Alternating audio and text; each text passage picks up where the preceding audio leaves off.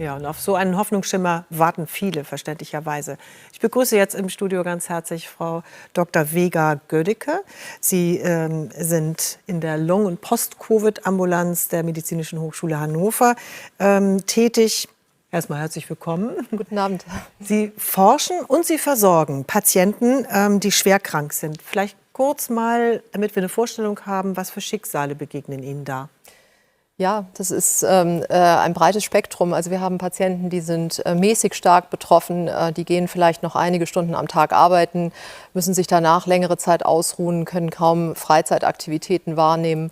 Dann haben wir schwer Betroffene, die häufig kaum noch das Haus verlassen können, auch wichtige Termine kaum wahrnehmen können, ohne danach teilweise tagelang erschöpft zu sein.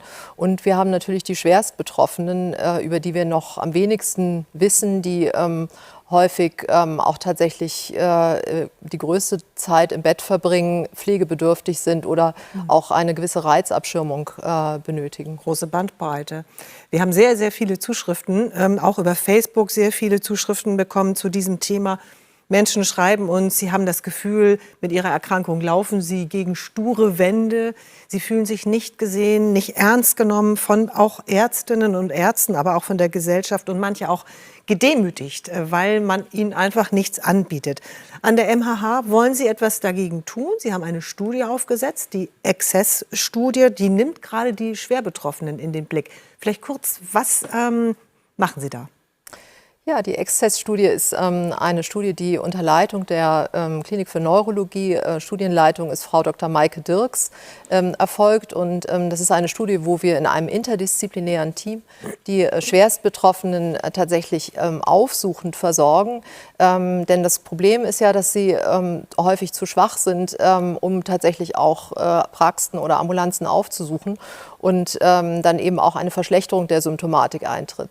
Wir besuchen also die Patienten zu Hause. Das ist ein interdisziplinäres Team aus Neurologen, Internisten, Psychosomatikern und Allgemeinmedizinern. Und wir führen dort auch Untersuchungen durch, also beispielsweise auch Laboruntersuchungen und schauen, wie es den Menschen erstmal geht. Was ist das Ziel im Grunde, was Sie anstreben? Das Ziel ist tatsächlich, dieses Erkrankungsbild, diese schwerste Form dieser Erkrankung, Long-Covid oder eben ME/CFS, besser zu verstehen. Ist also erstmal gut zu beschreiben, auch mögliche Auffälligkeiten, medizinische Auffälligkeiten festzustellen. Und wir wollen dann auch mithilfe einer Weiterbetreuung über ein Jahr schauen, ob eine intensive Betreuung oder intensivierte Betreuung den Patienten hilft, aber auch den Angehörigen oder den Betreuungspersonen hilft und erarbeiten dann zusammen mit den Hausärzten auch ein Konzept, ein individualisiertes Versorgungskonzept für die Patienten.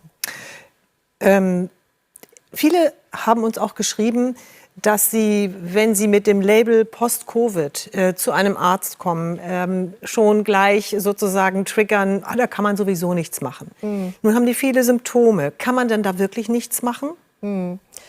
Ja, also zunächst mal, wir wissen ja gar nicht, wie viele von den Patienten wirklich schwerst betroffen sind. Also das ist auch ein Ziel unserer Studie, dass wir erstmal erfassen wollen, wie viele Menschen es überhaupt gibt, auch mit Hilfe der Hausärzte und sozusagen auch die Versorgung dann verbessern wollen.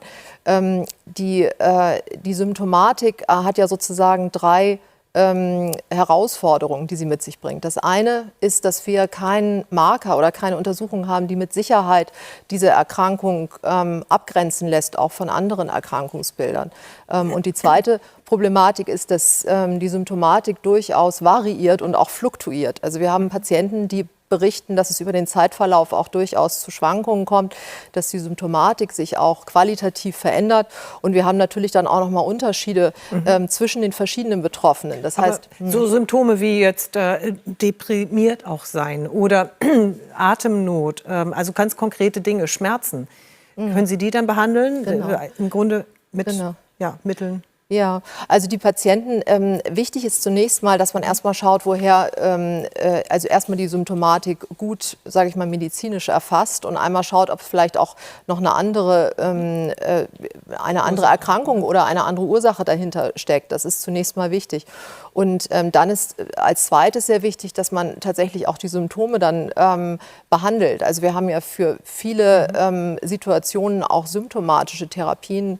Es gibt eine Empfehlung von der Expertenkommission Long-Covid, die eben auch Empfehlungen ausspricht, welche Wirkstoffe hier in Frage kommen. Ja. Die müssten, hoffe ich, dass viele Ärzte diese Empfehlungen kennen oder da eben dann auch reinschauen. Also einzelne Symptome können dann schon anvisiert, angesteuert und behandelt werden. Höre ich aus Ihren Worten. Das ist ein großes Thema. Wir werden das bestimmt heute nicht zum letzten Mal aufgegriffen haben. Vielen Dank, dass Sie heute hier waren und auch ein bisschen Einblick in die Arbeit an der MAH gegeben haben. Frau Gödicke.